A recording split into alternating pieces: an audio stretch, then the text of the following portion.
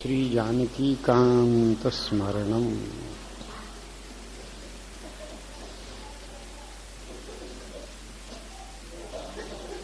अनंत कोटि ब्रह्मांड नायक परात्पर ब्रह्म परमात्मा भगवान श्रीमन नारायण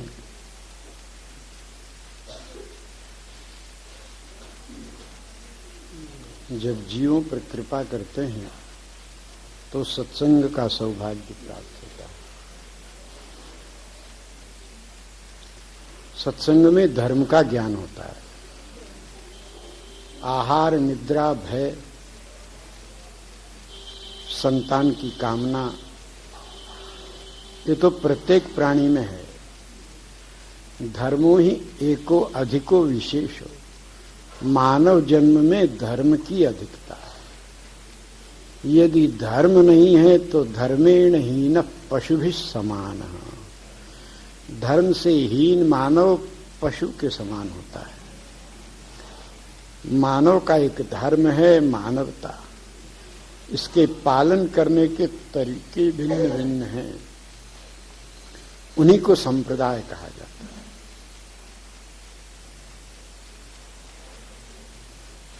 प्रत्येक प्राणी का अलग अलग धर्म होता है। प्रत्येक अंग का अलग अलग धर्म होता है। शरीर के प्रत्येक रोए का अलग अलग धर्म होता है। सिर का केस 2-3 हाथ तक बढ़ सकता है। उसी के 4 अंगुल नीचे भौं के केस 1 अंगुल भी नहीं बढ़ते किसी के। आंख देखने का काम करता है। इसका धर्म देखना है, सुनना नहीं।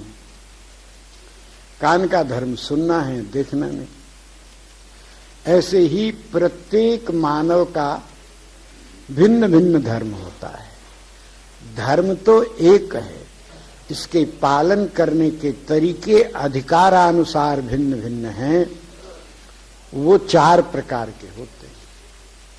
सामान्य धर्म, विशेष धर्म, विशेषतर धर्म, विशेषतम धर्म। व्याकरण पढ़ने वाले जानते हैं कि तर तम प्रत्यय अति में होता है। ज्यादा होवे तो विशेषतर और सबसे ज्यादा होवे तो विशेषतम। इसके बाद कुछ नहीं होता। सामान्य धर्म मनुष्य मात्र का धर्म है। इसको पालन करने का अधिकार सबको है। सब कर सकते हैं, करना चाहिए। न करे तो मानवता नष्ट होती है। विशेष धर्म संतों का होता है। विशेष तर धर्म ये प्रेमियों का होता है।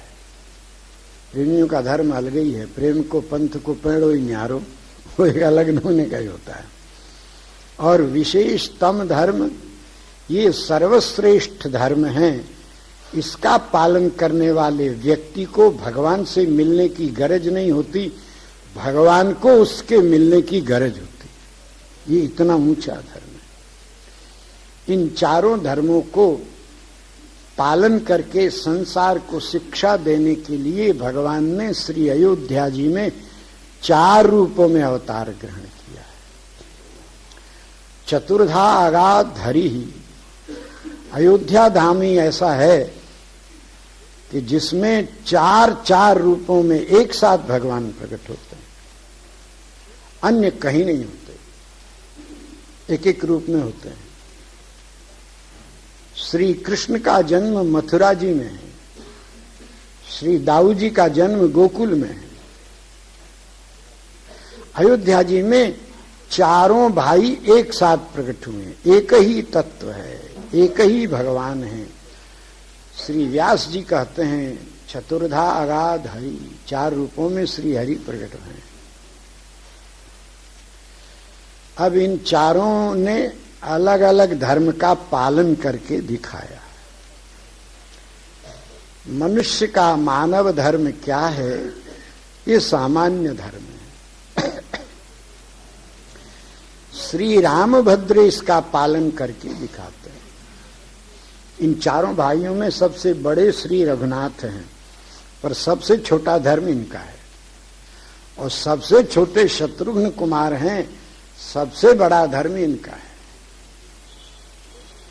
श्री राम जी का सामान्य धर्म है, जो मानव मात्र का धर्म है। मानव मात्र को पालन करना चाहिए, न करे तो मानवता नष्ट होती है। श्री राम जी इसका पालन करते हैं। सामान्य धर्म क्या है? वेदानुशासन। वेद बताता है, भगवान वेद में आज्ञा देते हैं, सत्यम वद, धर्मम चर, मातृदेवो भव, पितृदेवो भव, आचार्य देवो भव, अतिथि देवो भव, श्रद्धया देयम, अश्रद्धया देयम, ह्रिया देयम, श्रिया देयम। ये धर्मानुशासन है। रघुनाथ जी इसका पालन करते हैं। तुलसीदास जी इसको एक चौपाई में लिख देते हैं, मातु पिता गुरु प्रभु की बानी, बिनहि विचार करिए शुभ जानी, उचित की अनुचित किए विचारू, धर्म जाए सिर पातक भारू। तो माता पिता गुरु अतिथि गौ ब्राह्मण, इन सब का स्वागत सत्कार, इन सब की सेवा, ये मानव धर्म है। पुराणों में इसकी विशद व्याख्याएं हैं और एक एक के ऊपर एक एक इतिहास है। सत्य कैसे बोलना चाहिए, वेदों ने तो कह दिया सत्य बोलो, पर वेदों का अर्थ इतिहास पुराणाभ्याम वेदम सम उपबृह्णीत, अर्थात इतिहास पुराण को पढ़कर वेदार्थ का, वेदों का अर्थ करो। मन माना करोगे तो उल्टा हो जाएगा। वेदों में तो लिखा है सत्यम वद, सत्य बोलो। आप किसी एक आंख वाले को पुकारो, एक काना इधर आओ, ए लंगड़ा इधर आओ, ये मार खाने की बातें हैं कि नहीं? सत्य होने पर भी ये बोलने लायक नहीं है। सत्य बोलो, बाकी ऐसा सत्य मत बोलो किसी को खराब लगे। कहीं सत्य प्रिय वचन विचारी, सत्य बोलो, प्रिय बोलो, विचार के बोलो, दूसरे को कष्ट होवे ऐसी। हम तो सच्ची बोलते हैं, किसी को अच्छा लगे या बुरा लगे, तो दूसरे की झापड़ चल जाएगी, फिर अच्छा लगे या बुरा लगे, कलह हो जाएगी, लड़ाई हो जाएगी। इसलिए सत्य कैसे बोलो? बोले सत्यम ब्रूयात, प्रियम ब्रूयात, न ब्रूयात सत्यम अप्रियम, असत्यम प्रिय न ब्रूयात, एष धर्म सनातन। ये सनातन धर्म का स्वरूप है। सत्य बोलो, पर विचार के बोलो। प्रिय लगे ऐसी बात बोलो। बोले किसी को प्रिय लगे उसकी चापलूसी करने में झूठ बोले, बोले तो असत्य तो पाप है। असत्यम प्रिय न ब्रूयात, असत्य प्रिय लगे तो भी बोलने लायक नहीं। सत्य कटु लगे तो बोलने लायक नहीं, तब चुप हो जाओ, मत बोलो, विचार करके बोलो। अब तब सत्य बोलो, सत्य बोलने में कोई झंझट भई तो बोले सहन करो। सत्य नारायण का स्वरूप है, उसका परिणाम इतना अच्छा होएगा कि जब तक संसार रहेगा तब तक तुम्हारा नाम हो जाएगा सत्य का पालन करने। ऐसा भी कहीं हुआ है? बोले हाँ हुआ है। एक हरिश्चंद्र नाम के राजा हुए हैं, अब उनकी कथा पुराणों में आती है। सत्य का पालन करने में कितना कितना उन्होंने सहन किया और परिणाम स्वरूप आज सत्य हरिश्चंद्र के नाम से विख्यात हो गया। सत्य कैसा? बोले हरिश्चंद्र जैसा। दान कैसा? बोले दधिति जैसा। तो वेदों को ये पुराण और इतिहास अच्छी प्रकार से समझाते हैं। इसीलिए वेद पुराण और शास्त्रों के साथ वेदों का अनुशासन, वेदों का अर्थ समझने लायक होता है। राम जी का धर्म सामान्य धर्म है। ये माता की सेवा कैसे करना, माताओं का आदर कैसे करना, पिताजी का आदर कैसे करना, सत्य की रक्षा कैसे करना, सौतेली माँ का सत्कार कैसे करना, भाइयों से प्रेम कैसे करना, शत्रु से मर्यादा कैसे निभाना, मित्र की मर्यादा, प्रेम की मर्यादा, ससुराल की मर्यादा, सास ससुर की मर्यादा, धर्म पत्नी की मर्यादा, अपनी मर्यादा, अपने भक्तों की मर्यादा, सत्य की मर्यादा, धर्म की मर्यादा, सभी प्रकार की मर्यादाओं का पालन करने वाले मर्यादा पुरुषोत्तम भगवान श्री राम, इनका आचरण करने लायक है। कृष्णावतार में इनका आचरण करने लायक नहीं है, ये जो कहें सो करने लायक है। गीता जी में भगवान जो कहते हैं वो तो करो, पर कन्हैया जो करता है वो करने लायक नहीं है। एक आदमी ने श्री डोंगरी जी महाराज से उठ करके पूछा, महाराज श्री कृष्ण चोरी करते हैं, हम चोरी करें तो कैसे अधर्म हो जाएगा? तो महात्मा ने हंसकर कहा, श्री कृष्ण ने पैदा होते ही सबसे पहले पूतना का जहर पिया है, उसके बाद चोरी की है। तुम भी एक कटोरा जहर पी लो, उसके बाद बचो तो चोरी करना। बड़े कहें तो कहें सो कीजिए, करें सो लेब विचार, श्याम कीन्ह करतूत जो नहीं कर्तव्य हमार। कन्हैया का आचरण करने लायक नहीं है। रामावतार में मानवता का पालन है, ऐश्वर्य नहीं प्रकट करते हैं, और कृष्णावतार में बचपन से ही ऐश्वर्य प्रकट करते हैं। 6 दिन का लड़का 10,000 हाथियों का बल रखने वाली पूतना को मार दे, कोई मनुष्य कर पाएगा? ये तो हमारा लाला ही करता है, इसी में ये गुण है, सब करने में समर्थ है। तो रामावतार की मर्यादा मानव धर्म है। श्री राम, क्योंकि रावण ने मनुष्य से अपनी मृत्यु मांगी है, इसलिए राम जी मानव धर्म का पालन करते, रावण का उद्धार करते, ऐश्वर्य प्रकट नहीं करते, सुदर्शन चक्र का स्मरण नहीं करते, मनुष्य जैसा ही आचरण करते। क्योंकि रावण को ऐश्वर्य से मारे तो ब्रह्मा जी का वचन झूठ हो जावे। प्रभु विधि वचन कीन चह साचा, भक्तों की बात को सत्य करना है। इसीलिए भगवान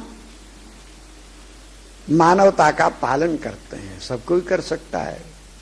ये श्री राम जी का सामान्य धर्म है। शत्रु की मर्यादा कैसी है? आज तो प्राणी क्रोध में आ जाए तो अपने बड़े भाई और काका बाबा को भी तू तड़ाक करने लगता है। मानवता नष्ट हो चुकी है, विद्या विहीन प्राणी हो गया है, अविद्याग्रस्त हो गया है। विद्या विनम्रता प्रदान करती है, विद्या ददाति विनयम। रावण भी बदमाशी करता है तो राम जी कहते हैं, क्या मुंह से व्यर्थ में बोल रहे हो, क्षमा करना, मैं आपको धर्म बताता हूं। बड़े हैं उम्र में, इसलिए क्षमा करना, ऐसा नीति सुनहि करहि क्षमा, राम जी कहते हैं। शत्रु हो तो क्या हुआ, आयु में बड़े हैं, शिष्टता से बात करना। मैं इस बुढ़े को हरा दूंगा, ऐसा असभ्य शब्द नहीं बोलते। आप युद्ध प्रारंभ करिए, हम आपको युद्ध में संतुष्ट करने की चेष्टा करेंगे, ऐसा बोलते। बड़ी मर्यादा है, विद्या के द्वारा ये आता है। आज का प्राणी, वो चाहे डबल ए में चोबल ए में कितना भी हो, अविद्याग्रस्त है, विद्या नहीं है। विद्या किसे कहते हैं, अविद्या किसे कहते हैं? बोले विद्या साजा विमुक्त। विद्या वह है जो आपको संसार की समस्त समस्याओं से, समस्त परिस्थितियों से और संसार चक्र से भी मुक्त करा दे, उसका नाम विद्या है। अविद्या किसे कहते हैं? जो आपको पराधीन बनावे, जो आपको दूसरों की नौकरी करने के लिए बाध्य करे, वह अविद्या है। डबल ए में चोबल ए में जितना पढ़ना था सब कॉलेजों की पढ़ाई समाप्त हो गई। बोले अब कहीं नौकरी मिल जाती, बोले इसी का नाम अविद्या है। नौकरी करना रहा तो काहे को इतना पढ़े, काहे को इतना परेशान है। नौकरी तो पराधीनता है, बंधन है। हमारे भारत में कोई नौकरी चाहता ही नहीं। ये तो कलयुग में अविद्याग्रस्त प्राणी सभी नौकरी चाहते हैं। पहले हमारे यहां नौकर कोई नहीं होता। ब्राह्मण तो गुरु होता, क्षत्रिय राजा होता, वैश्य पालक होता, शूद्र सेवक होता। वो पैसा लेकर नौकरी नहीं करता, अपना धर्म समझ के करता। आज भी पुराने देहातों में चले जाओ, बहुत पुराने जहां हो, पर अब तो मुश्किल है, पर हैं फिर भी। वहां किसी को पैसे की जरूरत नहीं पड़ती, कोई किसी की नौकरी नहीं करता। गांव के अंदर आदमी की चप्पल टूट जावे तो गांव में जो चमार है उसके पास जाता, रामू काका राम राम, क्या बात है बेटे, मेरी चप्पल टूट गई काका, धर जा, मैं 2 घंटे के बाद आना ले जाना। धर के चले जाओ, सुधार के धर देगा, पहन के चले जाओ, पैसा नहीं मांगता कोई। कुम्हार से कहो जाकर के हमारे घर में पूजा है, इतने कुल्हड़ इतने बर्तन चाहिए, अच्छा पहुंचा दूंगा, वो पहुंचा देता है, पैसा नहीं लेता है। नाऊ आता 8 दिन में, घर में किसी की हजामत करना हो तो कर देगा, बाल बना देगा, चला जाएगा, पैसा नहीं लेता। कीवाड़ टूटा हो तो जाकर कह दो बढ़ई से, काका हमारी खिड़की टूट गई है, अच्छा दोपहर में आऊंगा ठीक कर जाऊं, वो ठीक कर जाता, पैसा नहीं लेता। पैसे की जरूरत नहीं पड़ती भारत में। पैसे ने तो सत्यानाश कर दिया देश का, साधुता का नाश कर दिया, और तो दूर ये पैसा ऐसा भयंकर है। पैसे की पहले जरूरत नहीं पड़ती, सब काम ऐसे ही कर देते प्रेम से एक दूसरे का। और जब खेत में अनाज आता तो ये नाव का हिस्सा है, चमार का हिस्सा है, धोबी का हिस्सा है, लुहार का है, ऐसे ऐसे सबके घरों से अन्न पहुंचता। खेत के मालिक के घर में जितना अन्न है उतना उन सब के घर में पहुंच जाता, पैसे की जरूरत नहीं पड़ती। विवाह इत्यादि होवे तो बोले शहरों से सामान लाओ, तो शहर में जाते कपड़े की दुकान पर, राम राम सेठ जी, कहां से आए हो, फलाने गांव से आए, क्या बात है, बेटी का ब्याह है, ये पीला चावल ले। अच्छा ठीक, पता लिखाओ, आपका घर कहाँ है, पता पूरा पता लिखा देता। फिर पूछता अब काम क्या है, क्या चाहिए, तो जितनी साड़ी जितना कपड़ा जो कुछ चाहिए। आज का प्राणी तो चाहिए इतना तो बतावेगा इतना, ये बदमाशों का लक्षण है। नर्स जितनी आवश्यकता से अधिक जो लेता है वो चोर होता है। भागवत में ऐसा लिखा है कि यावत भ्रियते जठरम तावत सत्वम ही देहिनाम, जितने में आवश्यकता की पूर्ति हो जाए उतना ही तुम्हारा अधिकार है धन पर। अधिक तुम्हें भगवान ने दिया तो समाज की सेवा के लिए दिया है, हड़पने के लिए नहीं। उसको यदि तुम अपना मानोगे, अधिकम यो भिमन्ये तो स्वस्तेनो दंडम रहती, वो चोर है, दंड का भागी है। इसलिए आवश्यकता से अधिक कोई संग्रह करता नहीं। संग्रह करो तो फिर दुख होगा। संग्रह सदा दुख देगा, किसी भी चीज का संग्रह हो। ज्यादा विचारों का संग्रह भी दुख ही देगा। संग्रह तो अति दुख देता है, पर मानव को माया कलयुग में उल्टा बताती है। संग्रह से समय पर काम देगा, समय आने के पहले मर जाओगे, वो काम क्या देगा, सब ऐसे ही धरा रह जाएगा। संसार में कुछ भी स्थायी नहीं है, इसलिए संग्रह दुख देता है। पहले लोग संग्रह नहीं करते, जितना कपड़ा लत्ता चाहिए दे देता, वो दे देता। सुनार की दुकान में जाओ, राम राम सेठ जी पीला चावल ले, हमारी बेटी का ब्याह, आज पता वगैरह लिखा दो, और फिर ये कितना गहना चाहिए, अपनी हस्ती के अनुसार ही लोग लेता। ये नहीं कि हमारी बेटी के लिए राजकुमारी के बराबर गहना, ऐसा नहीं। जितनी अपनी शक्ति है उसी के अनुसार 1, 2, 4 जितना गहना हो ले लो, चले जाते। अब वो सेठों के घर में, शहर वालों के घर में जब विवाह होता तो जिन जिन का पता है सबके यहां निमंत्रण जाता, हमारी बेटी का ब्याह है। तो किसान लोग अपनी अपनी जगह से अन्न है, दही है, घी है, जो भी जिसके पास होता, साग सब्जी सब ले लेकर चारों तरफ से पहुंच जाते। बेटी का ब्याह, गांव की बेटी तो अपनी बेटी, सब प्रेम से पहुंचे। ऐसे वस्तुओं का आदान प्रदान होता। रामायण में लिखा है, अयोध्या में बड़े बड़े बजाज, सराफ और दुकानदार, हीरे मोती के जौहरी सब बैठे, पर वस्तु बिनुगत पाइए। सबके यहां जाओ, बिना पैसा के जितना आवश्यकता हो कह दो, दे देगा। ये तो पैसा जाने लोगों ने कैसे बना लिया। इस पैसे ने सबसे पहले तो सोने का सत्यानाश किया। सोना जमा करो तो नोट छपे। अब वो सोना न जाने क्या हो गया ये पैसे के चक्कर में पड़ के कि संसार में सोना ज्यादा दिखता ही नहीं तो हमने अपनी आंखों देखा इस कलयुग में कि हाथी, घोड़ा, भैंस, बैल को सोने के गहने पहनाए जाते थे, सोने चांदी के गहने। और मनुष्यों के शरीर पर भी नहीं दिखते। कदाचित कोई धारण करे तो परेशानी में पड़ जाएगा। तो होने वाले लोग भी अति सुरक्षा का जहां प्रबंध होता है वहां आभूषण धारण करते हैं, नहीं तो नहीं करते। आज का मानो तो इतना ज्यादा सभ्य भया है कि चप्पल की चोरी तक करने लगा है। ये ज्ञान है। कहता हम एमए पास किए हैं, पुराने लोग जंगली रहे, हम लोग सभ्य हो गए। वारे तुम्हारी सभ्यता, नहीं तो इस भारत में हीरा मोती पड़ा रहे तो कोई पूछे नहीं, उसको उठावे नहीं। पर धन पत्थर जानिए परतीय मातु समान। तो धर्म का स्वरूप विद्या के द्वारा समझ में आता है।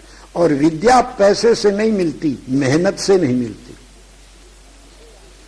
गुरु शुश्रूषया विद्या, गुरुजनों की सेवा से विद्या प्राप्त होती है। यदि मन लगाकर गुरुजनों की सर्वतो भावे न अपनत्व से सेवा करे तो बिना पढ़े विद्या आ जाए। उपनिषदों में आरुणी उद्दालक की कथा है। आरुणी गुरु आश्रम में गया, चरणों में प्रणाम किया।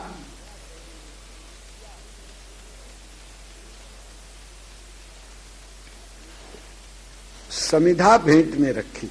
समिधा माने सूखी लकड़ी। साष्टांग किया, मैं आपका अंतेवासी, आपका शिष्य, विद्याध्ययन के लिए आया हूं, कोई सेवा बताओ। बिना सेवा की विद्या नहीं आती हो। प्रश्न भी पूछो, उत्तर भी मिल जाए, पर सेवा नहीं किए हो तो उत्तर हृदय में नहीं प्रवेश करेगा। गीता जी में भगवान विधि बताते हैं, तद विधि प्रणिपातेन परिप्रश्नेन सेवया। सेवा पूर्वक प्रश्न करो तो फिर वो जो बताएंगे समझ में आवेगा, नहीं तो नहीं आवेगा। बताने पर भी नहीं आवेगा, अधिकार नहीं है। इसलिए बिना अधिकार के साक्षात भगवान शंकर कथा सुना रहे हैं पार्वती जी को, पर अधिकार नहीं है। भगवती को नींद आ जाती है।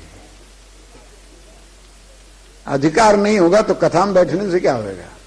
अधिकार होए तभी सुन पावे, नहीं तो सुन पावे नहीं। पार्वती जी को निद्रा आ गई। उस कथा को सुनकर सुग्गा का बच्चा, मछली का बच्चा, अमर विद्या के परमाचार्य श्री सुखदेव और मत्स्येंद्रनाथ के रूप में प्रकट हो गए, प्रसिद्ध हो गए, मृत्यु पर विजय प्राप्त कर लिया। और भगवती पार्वती तो अंगाती रह गई। इसलिए अधिकार उत्पन्न करो। गुरुजनों की सेवा से अधिकार प्राप्त होता है। तो आज्ञा क्या है, क्या सेवा करें? तो उन्होंने कहा, ये 100 गौएं हैं, एक सांड है, इनको चराने के लिए ले जाओ और तब लौट करके आना जब इनकी संख्या 1000 हो जावे। आज के गुरुजी ऐसा बोलेंगे तो कोई करेगा? तो विद्या किधर से आवेगी? तो फिर जो आ रही है सोई आवेगी। चालाकी, 420 और जाने क्या क्या, हमको तो बोलना भी सब नहीं आता। जो आता है 1 नंबर, 2 नंबर, 4 नंबर, पता नहीं कितने नंबर की कमाई लोग करता है। तो अब वो आरुणी वैसे ही करने लगा।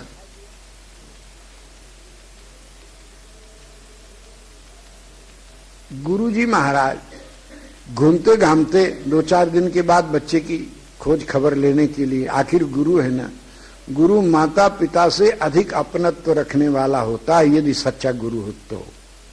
इसीलिए हनुमान चालीसा में हनुमान जी की प्रार्थना करते समय कहते हैं, करिए कृपा गुरुदेव की नाई। माता की नहीं, पिता की नहीं, गुरुदेव की नाई। गुरु में अपनत्व होता है, शिष्य का दुख सुख समझते हैं। हरे शिष्य धन शोक न हरई। अब आगे की चौपाई क्या बोले, बोलते नहीं बने। तो गुरु का गुरुत्व तो इसी में है, जाके सिर तर कर धर्यो तास तर कर नहीं अड्यो। जिसके सिर पर हाथ रखा उसके सामने हाथ क्या फैलावे। और अर्प्यो पद निर्वाण शोक निर्भय करी छड्यो, वो जब तक निर्वाण को प्राप्त न हो जावे तब तक भगवान से प्रार्थना करते रहते हैं, उसको संभालो, अपने धाम में ले जाओ, उसकी परिस्थितियों को कम करो। भाग्य तो भोगना है तो थोड़ा कम कर दो, आप दया निधान, जाने क्या क्या करते रहते हैं। तो अब वो गए, ऐसे गुरु मिल जाए तो कोई शिष्य टिकेगा नहीं। शासने स्थिर वृत्तिश्च शिष्य सद्भिर उदाहरत, कैसी भी परिस्थिति हो शासन में आज्ञा पालन में स्थिर रहे, उसी का नाम शिष्य है। महर्षि पहुंचे हैं, बेटे कैसे हो? आनंद है, गौ माताएं चरती हैं, वृक्षों के नीचे सो जाता हूं, जब ये सब बैठ जाती हैं सोने लगती हैं, मैं भी सो जाता हूं, सवेरे चरने लगती हैं, इनके साथ साथ डोलता हूं, जब बछड़े दूध पीते हैं तो मैं भी इनके साथ दूध पी लेता हूं। गुरुदेव ने कहा दूध तुम पियोगे तो बछड़े भूखे रह जाएंगे, बछड़े अच्छे हो गए इसीलिए हमने ये दूध छोड़ दिया है, नहीं तो आश्रम में मंगाते। पर बछड़ों को स्वस्थ होना चाहिए, आगे इनको बहुत काम करना है। अच्छा, गुरुजी तो चले गए, दूध पीना बंद हो गया। फिर 5-7 दिन के बाद गुरुजी आए, आजकल कैसे निर्वाह करते हो? बोले बछड़े दूध पीते हैं, ज्यादा दूध आता तो अगल बगल से गिरता है झाग, उसी को चाट लेता हूं, काम चल जाता है। बोले बछड़े तुमसे बहुत प्यार करते हैं, सेवा करने वाले से, ज्यादा झाग गिरा देंगे, ज्यादा दूध गिरा देंगे तो फिर ये भूखे रह जाएंगे, और जब तुम नहीं पियोगे तो समझ जाएंगे कोई नहीं पीता है तो फिर नीचे गिराने से क्या फायदा, वो पी जाएंगे। अच्छा, फिर आए, अब कैसे निर्वाह करते हो? बोले आसपास के गांव से भिक्षा कर लाता हूं। ब्रह्मचारी जो भिक्षा मांगे वो भिक्षा गुरु की होती है, स्वयं अपने ग्रहण कर ले वे ये अधर्म है। अब बेचारे के 2 काम हो गए, गाय चराओ, भिक्षा मांग के आश्रम में पहुंचाओ, और गुरु जी ये भी नहीं कहें कि थोड़ा प्रसाद ले जाओ, भिक्षा लाया धर दो और बस चुप, वो चला जावे। अब भूख के मारे व्याकुल हो गया। ऐसे गुरु जी मिलेंगे तो कोई शिष्य टिकेगा?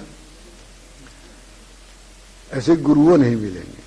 अब तो गुरु शिष्य की सेवा करने में गौरव मानते हैं।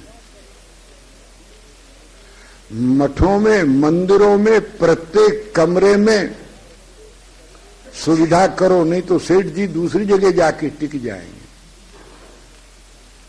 तो आजकल वो क्या बोलता है, उसी कमरे में नहाने धोने का निस्तार का बनता है वो, तो हाँ हम, अरे वाह भाई, हाँ, तो यही सब बनता है।